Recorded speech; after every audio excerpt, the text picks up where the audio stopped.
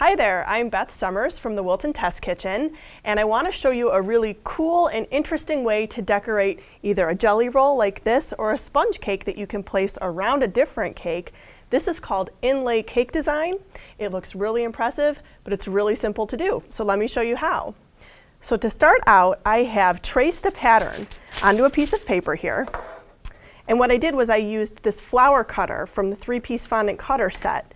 And I made them all touch each other, so it kind of actually looks like a tile design. I didn't really want it to look exactly like a flower for this, so I kind of just repurposed it. And I really like the effect it's going to give me. And then I put my piece of paper into this 10.5 by 15.5 sheet pan. And I'm going to cover that over with a piece of parchment paper. So I've cut my parchment to fit my pan. And we're going to give it a light spray with some Bake Easy. Now, I don't want any pooling of my Bake Easy here, so I'm going to take a paper towel and actually just very lightly go over it. We want just a very, very light coating. No pooling. That's perfect. Now, I have my cake batter ready to go, and you can find the recipe for the vanilla sponge cake that we're using on Wilton.com. It's there for you. And this is what it looks like. It's really fluffy, really light and airy. And what you want to do is after you get your batter made up, work a little bit quickly so that it doesn't deflate on you, because it's all leavened by egg whites, and that is why it's so springy. So what I'm going to do is I'm going to separate out about 2 cups of my batter here, and that's what I'm going to use to color for my inlay cake design. Doesn't have to be exact. You just need about 2 cups for this design. So that looks pretty good. Now again, because I don't want to deflate it a lot, I'm going to take a really small amount of this out of this 2 cups, put it into a mixing bowl, and I'm going to color this tiny little amount. I'm going to use teal today, teal icing color. And I want to just do a small amount because if I mix my icing color into the small amount, I can be really vigorous with it and not worry about deflating all of my 2 cups. And then once I get it all mixed in together, I'll add the rest of my 2 cups to this. So you can see it's really vibrant and it's really deflated a lot, and that's okay. So when it's good and incorporated into that tiny amount, we'll go ahead and we'll add the rest of the 2 cups.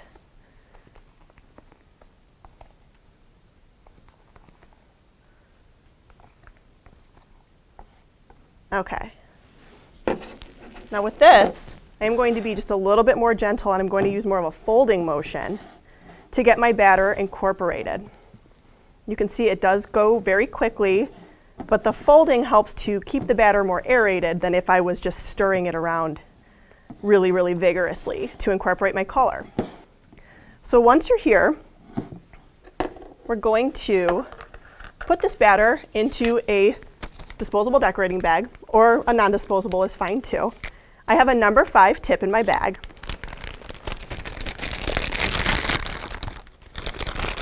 And we're going to fill the bag. You never want to fill your bags any more than halfway full with anything, because it keeps the batter more contained. It's easier to use. It won't come out the top on you. And we can always refill when we need to. So I filled my bag. Push it down to the bottom. And we're going to start to fill in our blossoms. And all you do here is trace. Now you're going to want to give a pretty nice thick layer of batter here.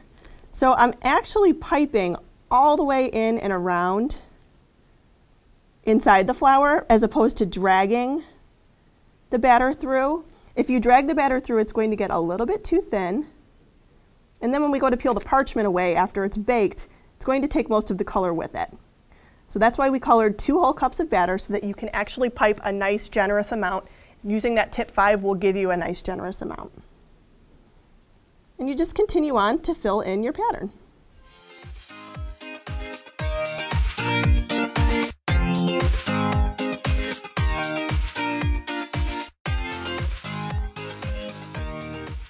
After you get your entire design piped onto the pan, you're going to need to very carefully slip your stencil out from underneath the parchment paper. I didn't mention before, but what I've done is I actually put a little piece of tape on the bottom side of my stencil because it's going to help me to get it out from underneath a little bit easier. And you do have to be pretty careful with this so that you don't mess up your design.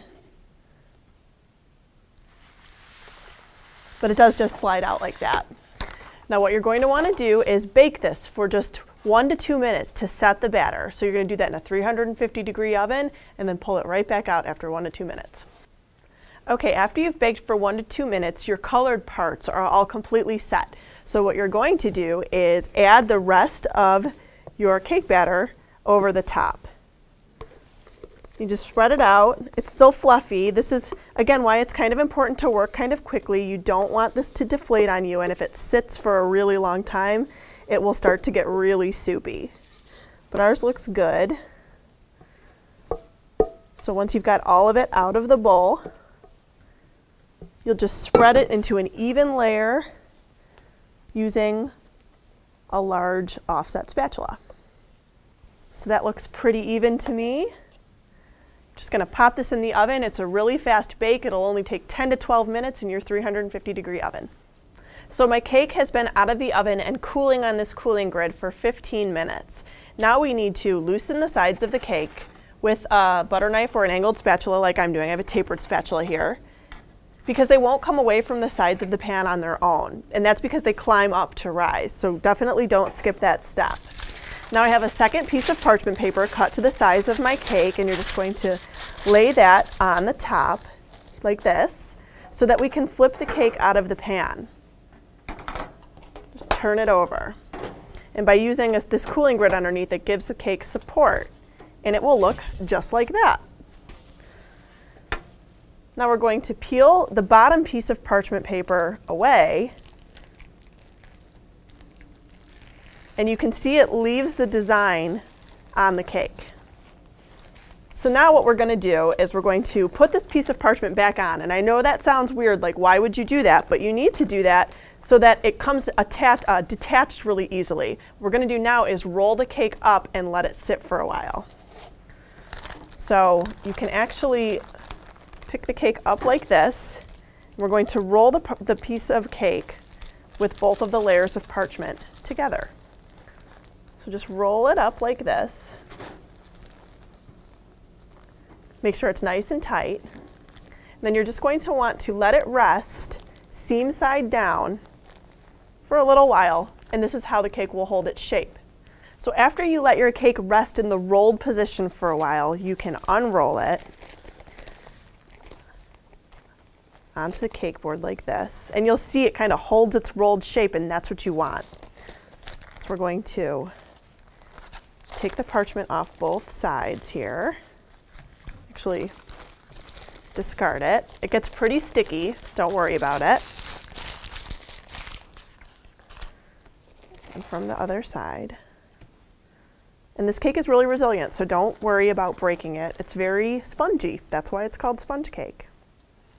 Just get rid of both. And now we're going to fill it. I'm just going to use white decorator icing here, but you could do anything you want. It's really fun to color the icing or something like that.